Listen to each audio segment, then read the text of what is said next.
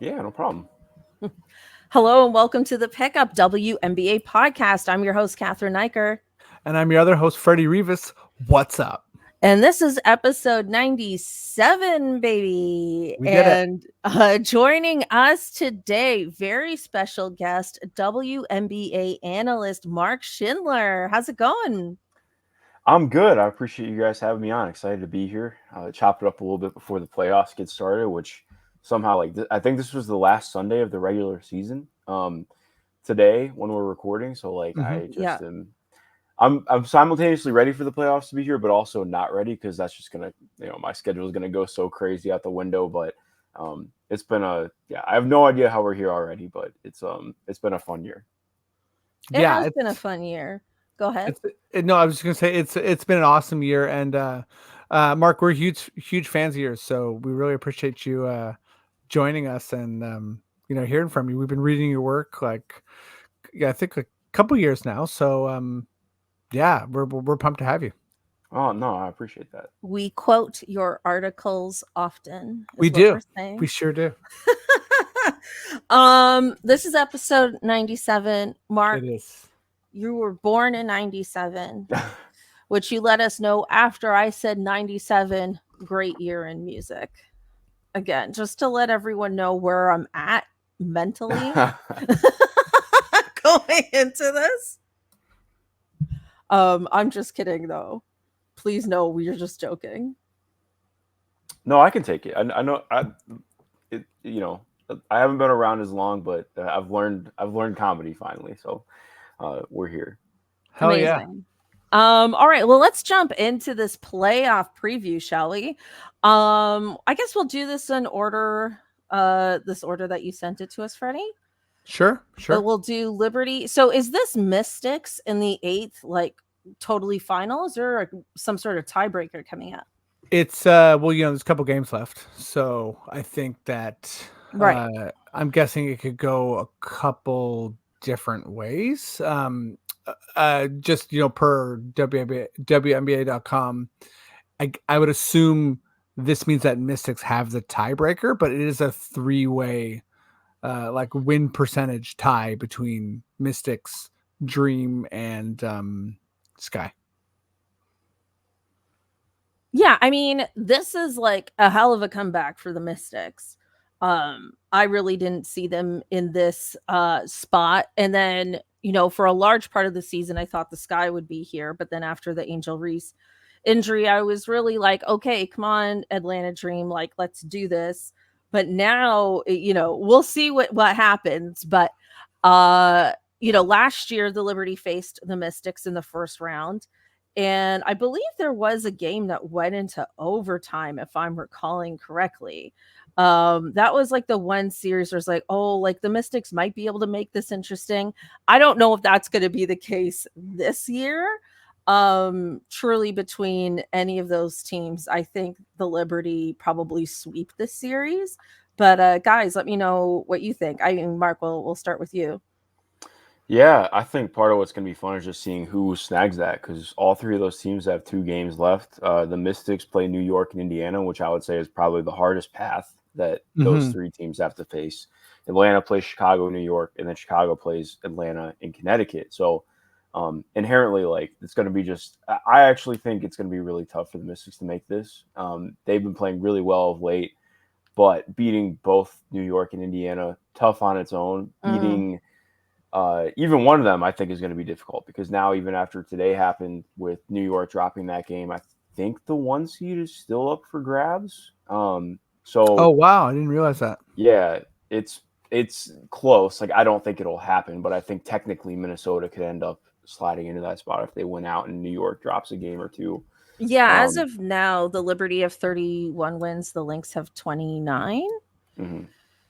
Anyway, so it's unlikely, but anything could happen, because technically, if they end up tying, so if they end up with the same record, then we're going to have the Lynx take it because they won the series over New York. So there's still a lot of possibilities open. This is where the Commissioner's Cup should matter.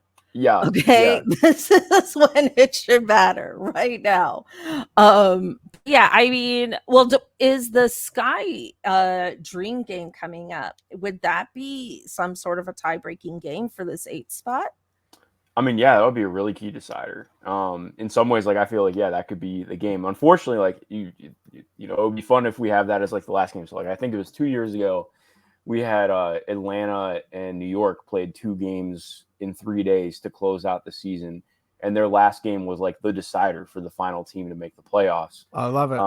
And then New York ended up going and they beat Chicago in that first game, and then got just killed the next two in that, you know, when it was still best of 3. So that was exciting. So yeah, a lot to look forward to. We can go back to talking about the Mystics, but I was thinking through all the possibilities. No, not at all. I mean, we don't know who's going to be in this 8th spot yet. And I mean, I just think it's kind of awesome that the Mystics did make this run. You know, I kind of thought this would be maybe the Dallas Wings like after the Olympic break because Satu Sabali was back and all of that, but they've really gone downhill. So I mean, you just never know who's going to make a run. Freddie, here, jump in. What do you think of this possible matchup? Yeah, you know, I think most of the juice here is which of these 3 teams are going to make it. Like that's kind of the exciting. That's the exciting part, not the that's actual the exciting part. Itself. I mean, I feel like the Liberty are on such a a like revenge, you know, make it to the finals, win a championship, like just like warpath kind of thing, that it does seem like whoever they go up against is going to both be exhausted and get smashed. I feel like the Sky have kind of fizzled a little bit, so they would be the team that I don't know. I guess it depends on, you know, the strength of their last games, but I would be sort of surprised if this Sky made it. But yeah, just sticking to the Mystics here. When we were like, you know, I was thinking of like what to chat about in our chat. I'm so fascinated with this Mystics run. Like, you know, they lost today in overtime to the Dream, but like they have really, I mean, I'll put my hand up. They have fully surprised me. Like they were a team I thought was just going to like angle towards the lottery and, you know, kind of like lose out for the rest of the season. And yeah, I was looking through their kind of like who is making them tick. And it's like very much by committee. It's everybody. Yeah, it's been really fun to watch. It's just like everybody is playing well for them. Yeah, like they don't have a player. Ariel Atkins, sorry, is their high scorer, and she's not averaging 15 points. She's 14.7. So like nobody is really like there. I mean, I guess like there are driving forces, but no one is like full out, like just destroying the competition. So yeah, I think their run really excites me. Obviously, Aaliyah Edwards, you know, shout out Mississauga, but like I think it's the Liberty. It's the Liberty, and I agree, Cathryn. It's probably a sweep. Yeah, it'll be interesting. I don't know if I'm there at sweep yet. I think I would. I mean, I understand coming from sweep too. I don't know. This Mystics team is just playing really well in a way that I think is going to be kind of hard to play against. And I actually think like if they, just kind of were able to come out guns blazing a little bit, like I could totally see them snagging a game and making it a tough series. Obviously, I think I would feel better if Shakira Austin were healthy. Unfortunately, she got shut down for the season, including the playoffs. If they make it, and she's like their budding franchise star, just has not been able to get right from that hip injury. But I mean, this team plays like 4 guards pretty often, and I think to me that is like watching again the Liberty play the Lynx today and struggle again. Like they can really just struggle with teams that can take a lot of people off the dribble and play fast. And a lot of it too is their defense. Like the Mystics have been solid offensively. I think it's been better than their offensive rating projects. They're like 8th in offensive rating over their last 10, something like that. But they've shot the leather off the ball. Like they're just moving the ball really well and shooting it well. But their defense is, I believe, second in the league since over the last 10 games. Wow. Like they've really just kind of buckled down and given a lot of teams problems with, you know, again, like their speed and length and just kind of playing connected. And so I don't know. Like I think like I kind of feel like sneakily they could give somebody a game. I love it. And then you just kind of never know what happens from there, right? Like I think especially with because I misspoke earlier saying it was still, that the 3-game series was in the past. I was totally blanking. That's not true. It is still here. So it's like especially with a 3-game series, if somebody just wins the first game, you got a lot to figure out from there. So, but I would of course, I'm picking the Liberty comfortably, but I do think this Mystics team they're the team I would not want to face out of any of the 3 that are going to make it in that 8 spot.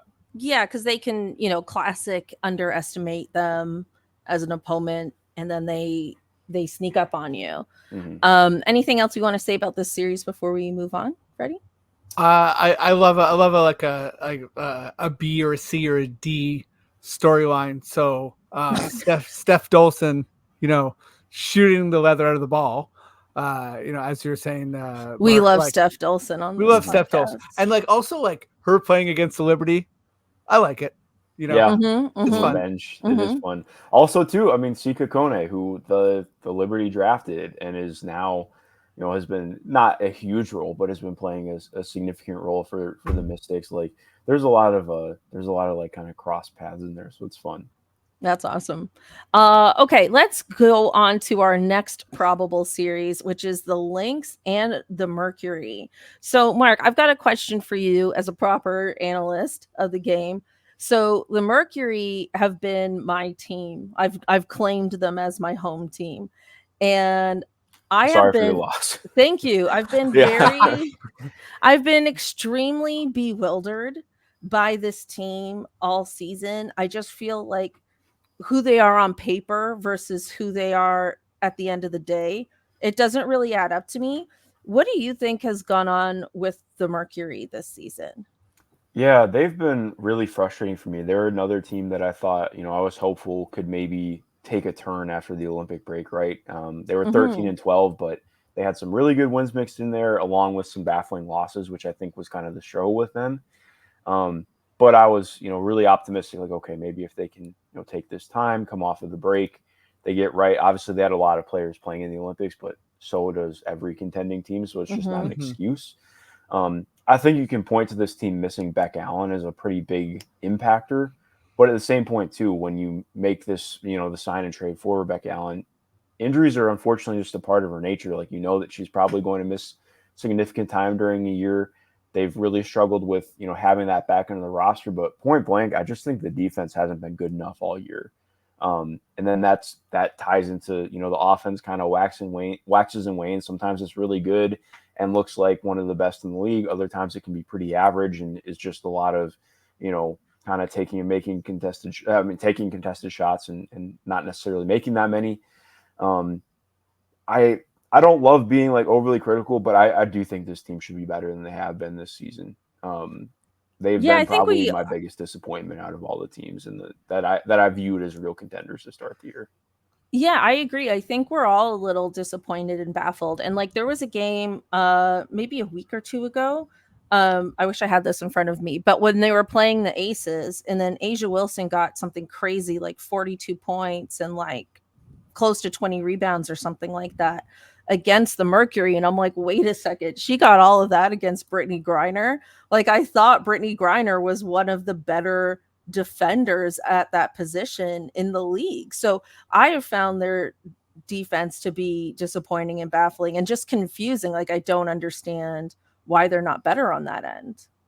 Yeah, I think it's tough because like they really don't have somebody who truly plays the 4. Like they've played pretty small. Which is part of it for sure. But I also just think, the rebounding has been terrible, especially on the defensive end. Like their defensive rebounding has been such an Achilles heel for them because as much as they do a lot of modern things on offense, I think their defense is just so far behind that they lose possession battles because they are that poor on the defensive glass. Like, yeah, they're 8th in terms of defensive rebounding this year, 10th in rebounding overall. So they really just don't make up for any of it. They don't really force turnovers.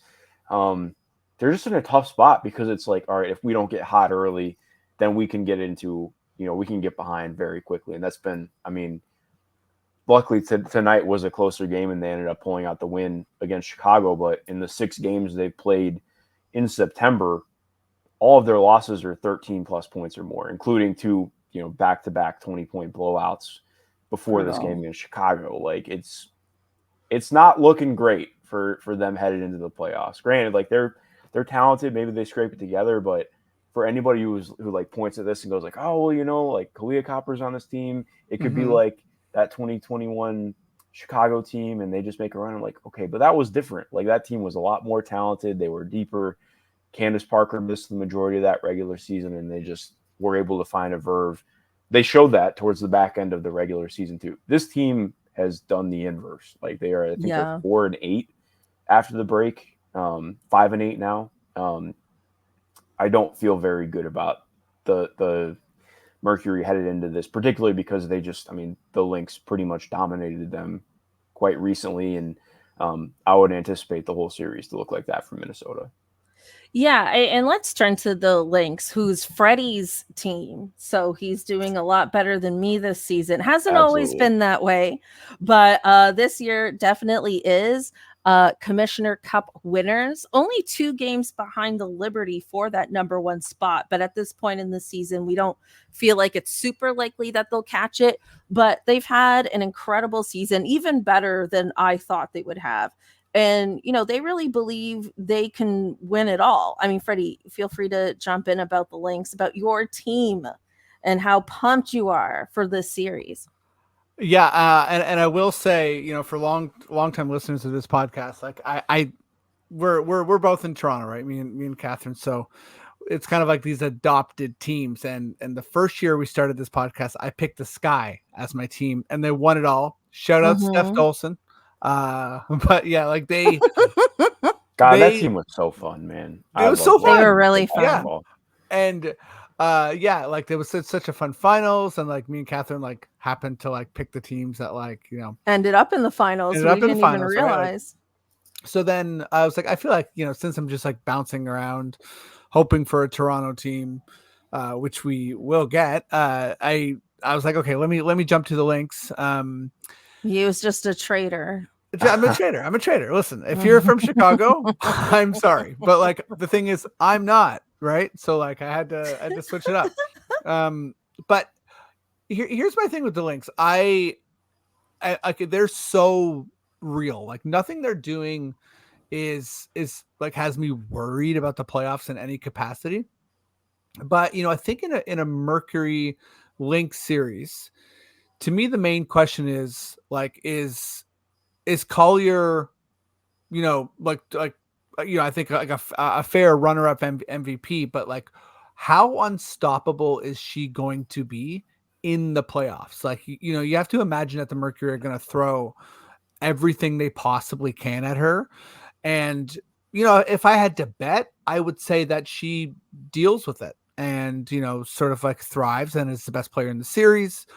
But I am curious to see, like, when players elevate, right, there's always a defensive response.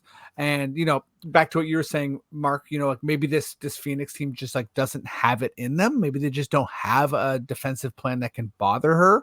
And again, I don't think the Lynx are like a one-woman team. Like they're pretty stacked. Bridget Carlton's playing out of her mind. And like, it's just a really, really solid, well-coached, like, I think like a team that looks like they could win the championship, to be honest.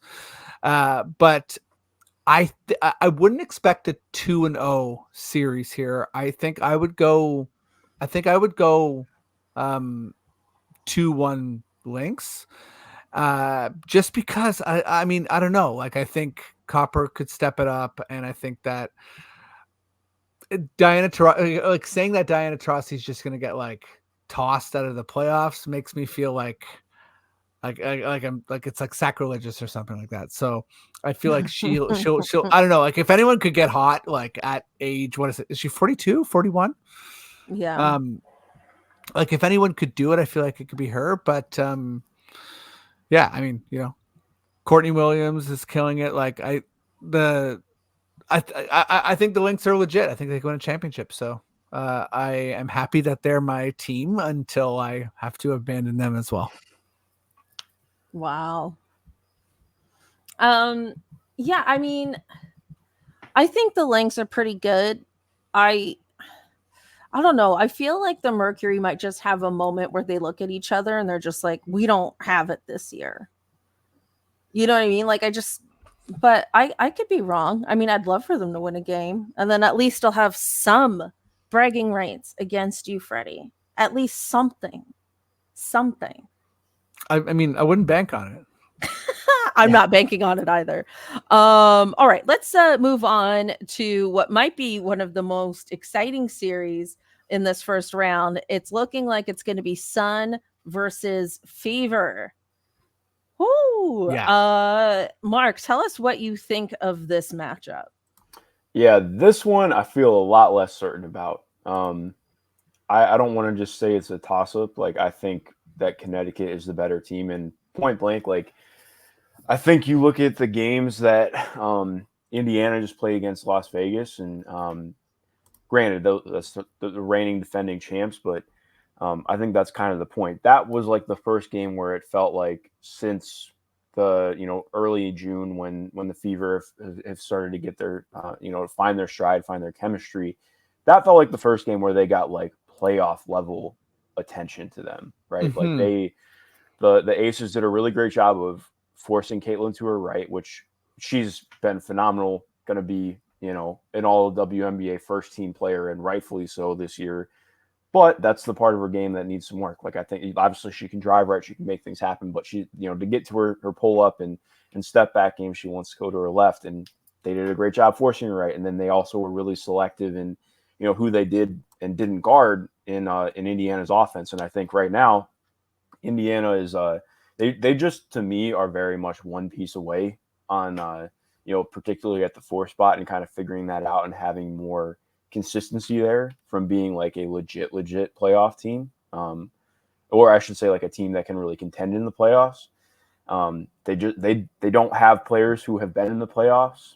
I believe their entire starting lineup combined has played 0 playoff games. Mm-hmm. So that's a tough recipe, right? Like, this Sun team, I understand some of the the pushback that people might have because the Sun have struggled, and I won't even say struggle. Like, they do have some weaknesses and warts, particularly. I mean, we saw the Fever beat them recently, not too long ago. But I think, again, when it comes to playoff game planning and how this is all going to be, like, I think the Fever could absolutely take a game, and I think the Fever could win this series too. Mm-hmm. But I would bet on the Sun right now, because I've always been somebody who's like really eager to get excited about the young team that hasn't been there before, and like, they can do it, and it just has bitten me so many times. So I would not anticipate the Fever winning the series, but again, with a 3-game series, you just never know. Yeah, I think this series could go so many ways.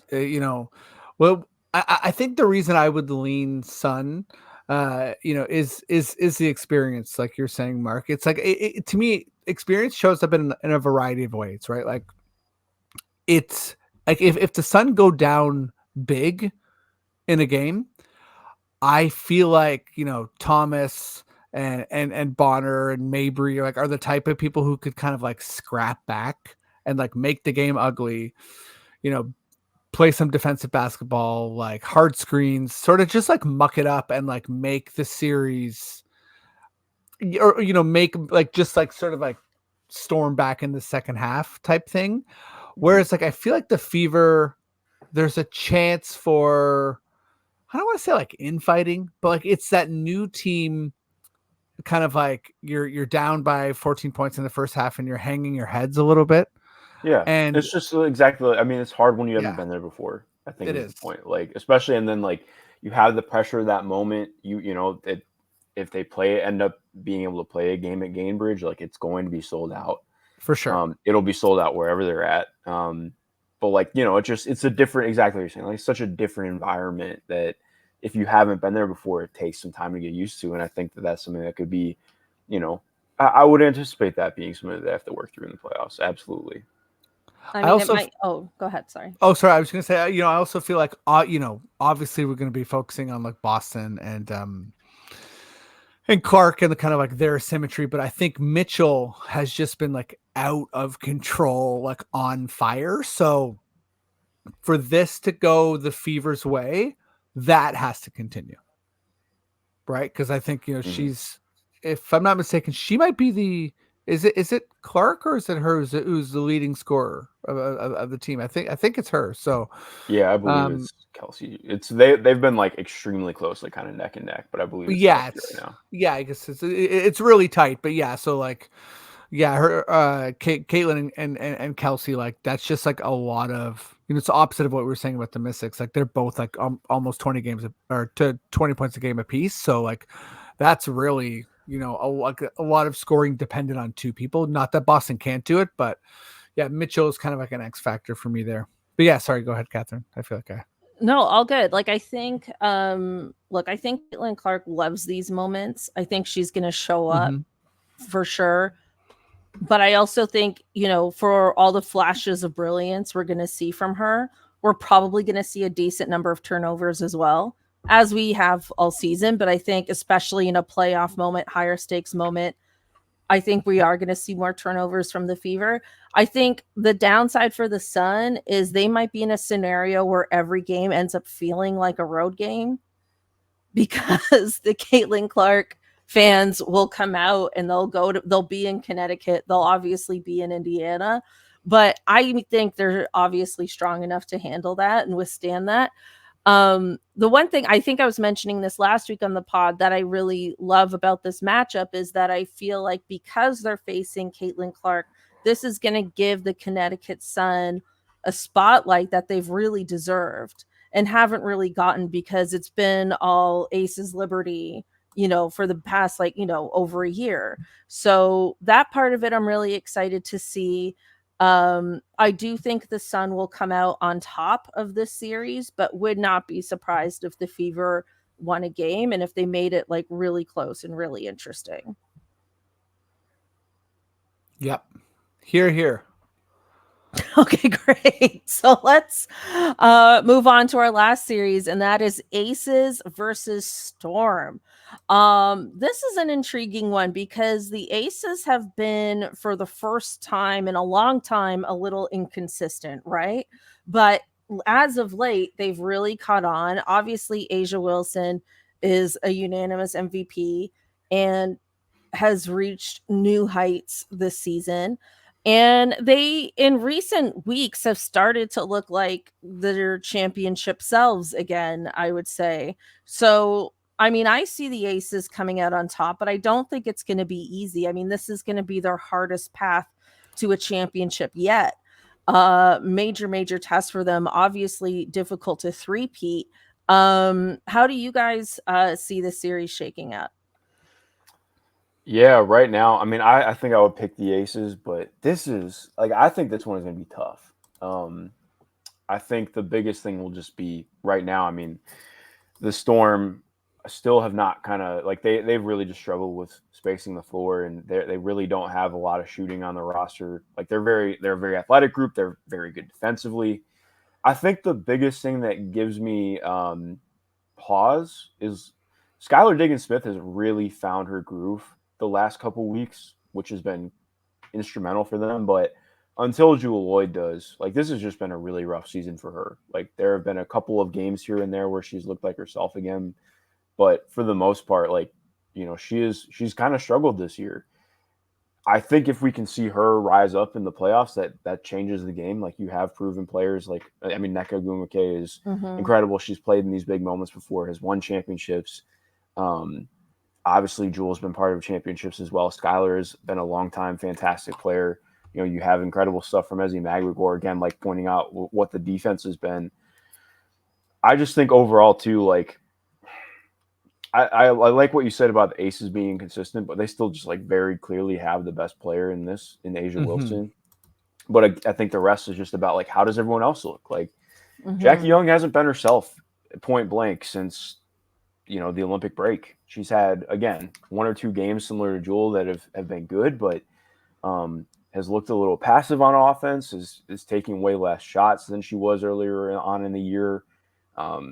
Just hasn't seemed comfortable. Has still done some good stuff defensively. Don't get me wrong, but like in terms of being that all WNBA level player, she hasn't been that over the last month and a half. And I think that this series to me would be a lot closer than I think a lot of people would maybe put on paper, just because again, everything that goes into game planning, how this looks, and just how much of this season has been Asia having to do heavy lifting. Mm-hmm. I mean, this will be a fascinating one to watch play out because essentially, like, this one feels just about locked in Yeah. with where everything is standing right now. Yeah, I think you gotta go Aces just as far as like they're like trying to three-peat here, and Asia is just like such an unstoppable force in the league. But I think you hit on something really big, Mark. Like me and Cathryn have been talking about like Chelsea Gray, like all season, like when's she coming back? How's she going to be when she comes back? And obviously like a lot of people watching her in the Olympics being like, okay, like what type of where does she need to get to be the Chelsea Gray we saw last year in the playoffs, and like and also like even is that possible? But the point I feel like I want to jump on is Asia carrying such a load for this team. Like there is a wear and tear there. Like I know she missed a game, like she's played 3 games in a row, but she missed a game like I think like 4 games ago, and I think it seemed like it was just sort of like a load management thing. But yeah, it just makes me wonder like what does she have left? And the answer is probably like a lot. She's the best player, but also it's kind of like you just have to wonder, like even the very best like MVP candidate, like athletes in any sport, there is a time where they kind of like, are a little bit like a little bit like tired based on the situation.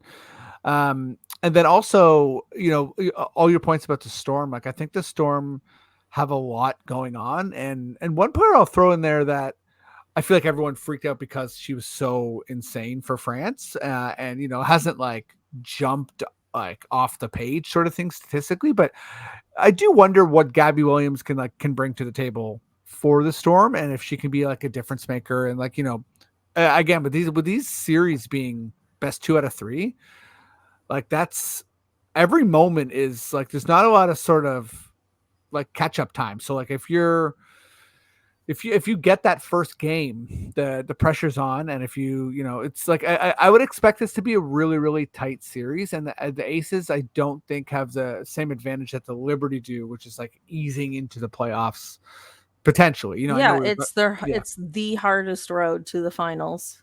yeah. It really is. Out of the top 4. Out of these teams, because we've all picked the favorites here, who do you think could possibly be a spoiler? I mean, we're really looking at Fever or the Storm here, but who do you think could really be like, who could really do an upset? I think I would say the Storm right now. Because again, I just think when I was younger, I used to think like playoff experience didn't mean much and it was overrated and this and that and blah blah blah. But I really think it's crucial to be, especially again, like I think if there was more, if Kelsey had played in a couple series, I'd feel different about it. But again, like this is the entire starting lineup's first time in the postseason, so I would have a lot more confidence in the Storm having upset potential in this first round than the Fever right now. Right, Freddie, what do you think?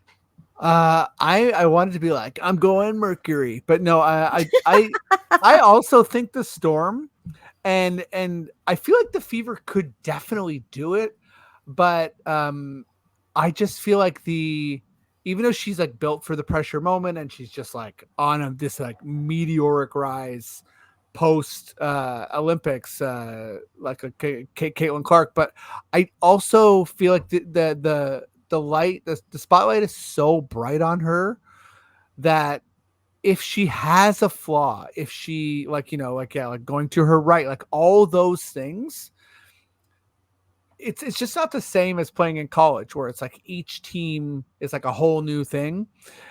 Being able to game plan for someone quarter for quarter, game for game, I really think, even if it's like getting under her skin or like, exposing her on defense or like whatever it is, I feel like I see that happening more than I see the Storm getting rattled. Like I could just see the Storm being like outclassed and Asia Wilson just putting on a clinic, but the Storm have a lot of talent. So I think, yeah, I'm going to go to Storm as well. Amazing. I mean, you guys are talking me into the Storm here. You guys are talking me into it.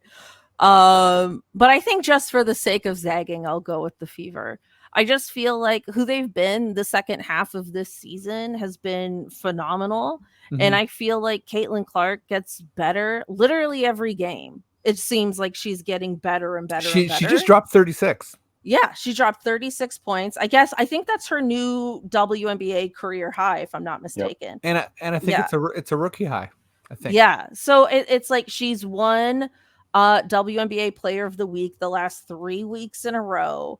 And I just think like this version of the Indiana Fever versus the version we saw in May isn't the same team to me. You know what I mean? And I just feel like, yes, the pressure is going to get to them. They're going to have some turnovers, but they're also going to have moments that will awe us. And again, it's 3 games. Who knows?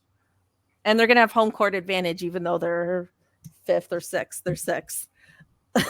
But anyway, okay, guys, I think it is time for our badass player of the week. As our guest, Mark, tell us who you got.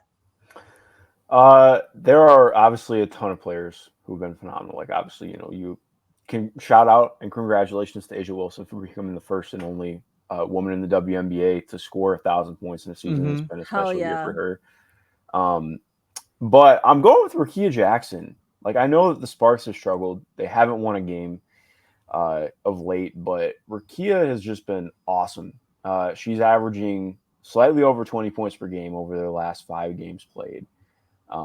Just has been so fun to watch her continue to spread her wings and get comfortable in the W and try more with the ball in her hands. And she's just a really special talent that has kind of gone under the radar as a lot of teams on the West Coast tend to.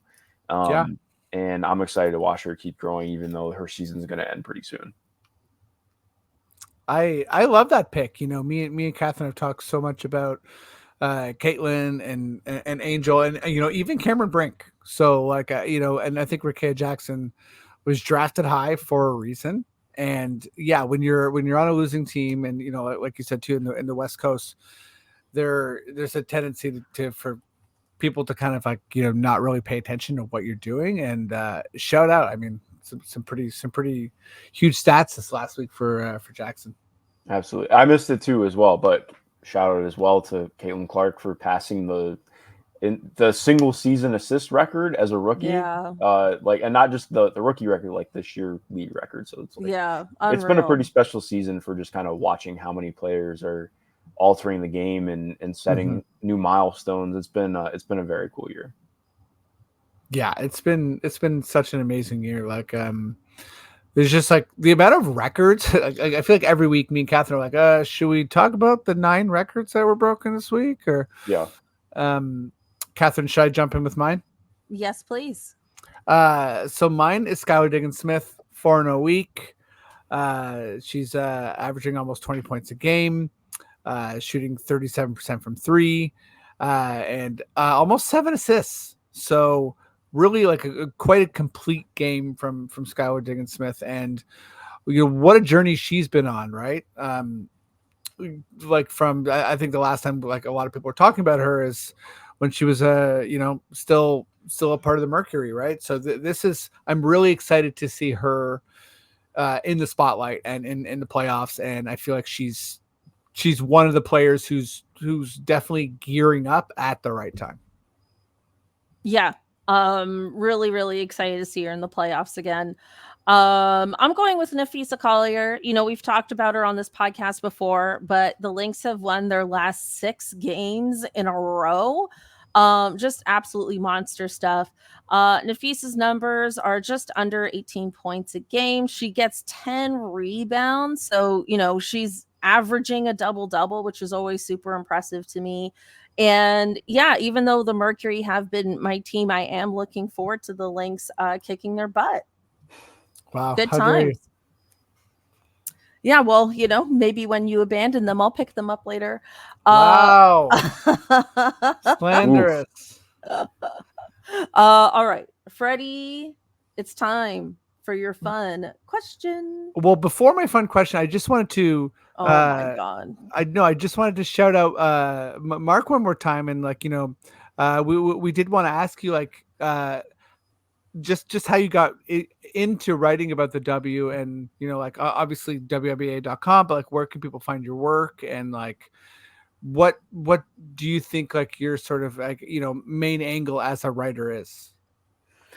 Yeah. Well, first off, thank you for having me, and I appreciate the kind words. Yeah, for sure. You can find me. I do a lot of stuff over on my YouTube account now, and obviously with my pod, I'm just kind of like I'll be launching a website soon. It's called They've Got Now. It's just kind of doing a lot of things with looking at like player development and especially like looking at players who are coming into the W. Whether they're overseas or in college. I think that's what I'm most fascinated by is like watching how players grow and develop and looking at things like that.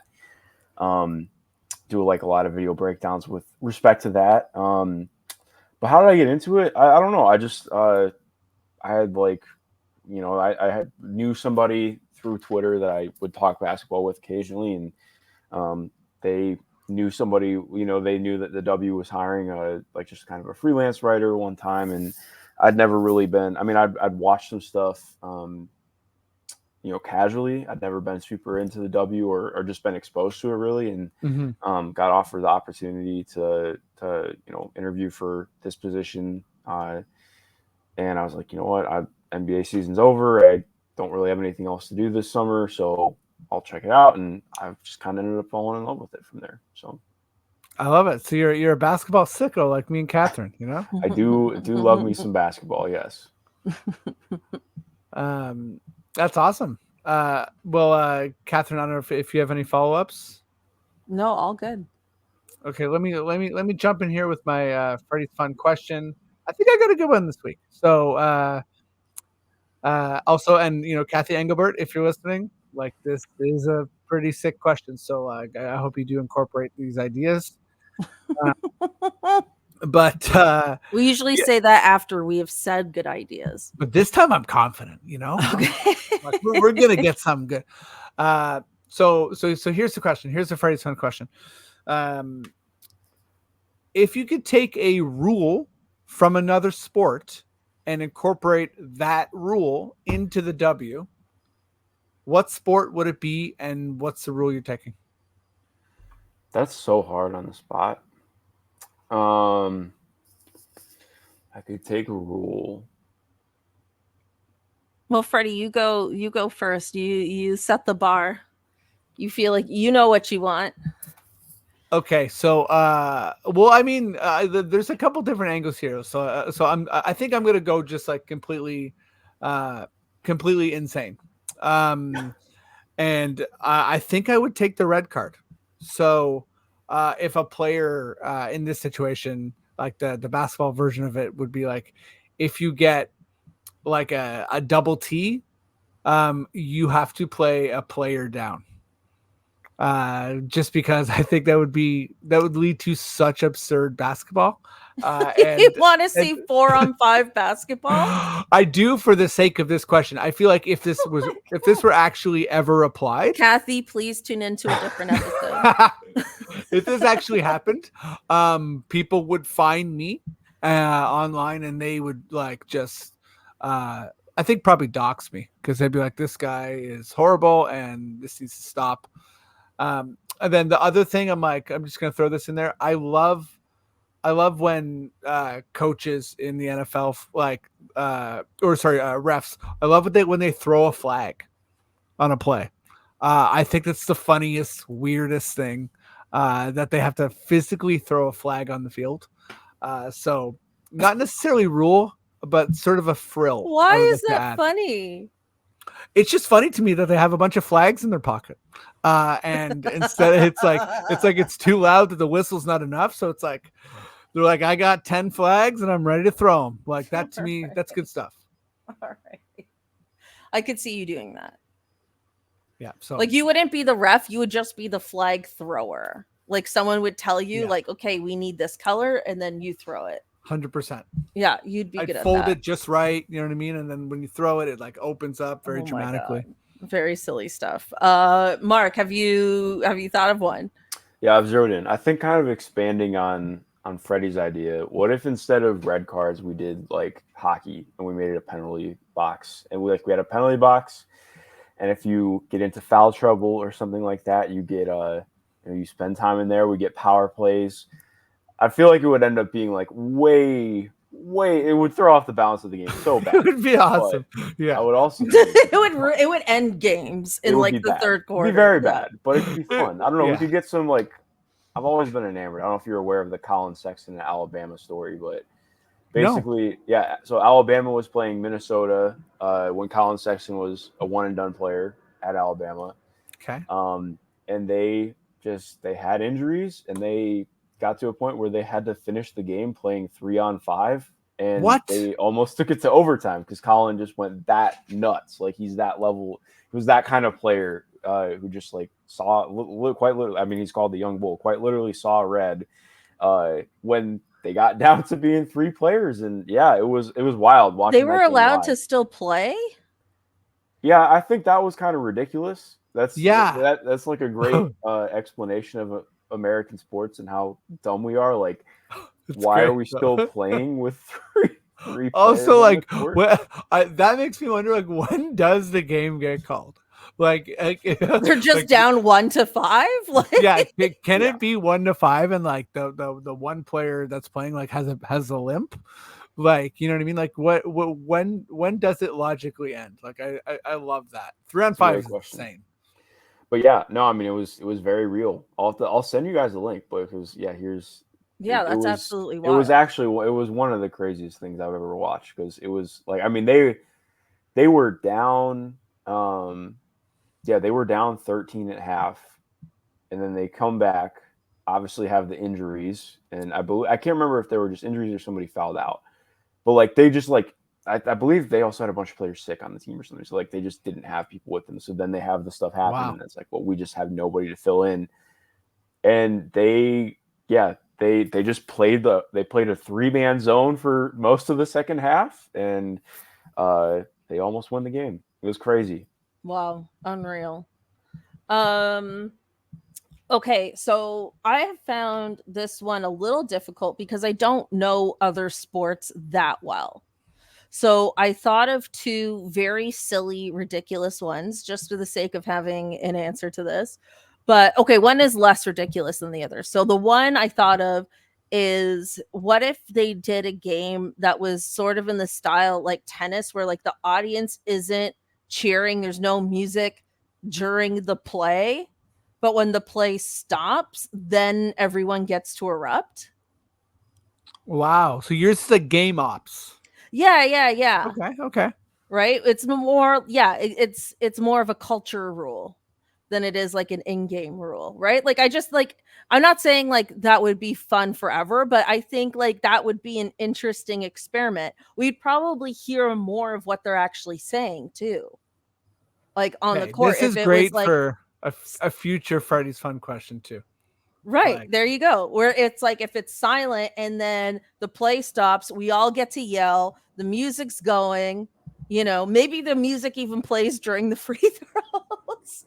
Just totally reverse it, and then my very, very silly one, which would be absolutely hilarious for maybe 5 minutes so that I wouldn't be able to stand it anymore. No hands. So just like a handball?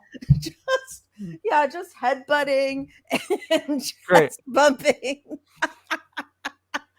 Pascal Siakam would be good at it. He's a soccer player. That might be the first ever 0-0 basketball game. No hands. Because especially if they're really guarding each other, like that would be really. Yeah, and I suppose in this scenario, there's also no feet, unless we are allowing feet, but then the balls can fly everywhere. Oh, there's gonna be so many basketballs in the audience if we do allow feet. To kick it into the net would be unreal.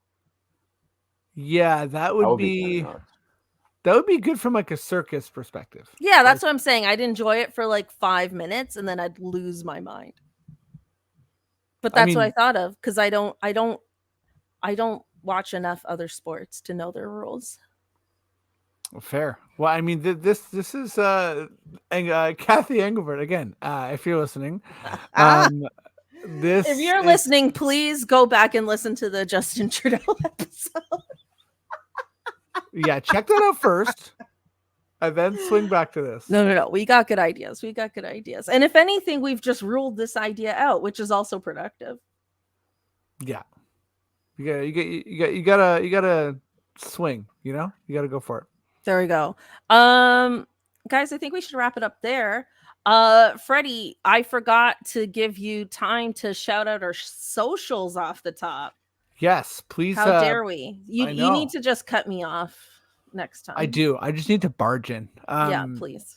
But yeah, follow us. Insta, Twitter, YouTube at the Pickup Podcast. I also want to shout out a listener, Emily, who got at us asking about when we have some fresh episodes coming for Spotify. So me and Cathryn didn't know that it wasn't happening on Spotify, so we're gonna get on that.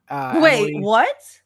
Yeah, Emily, thank you for letting us know. I thought they were on Spotify, so we got to figure this out.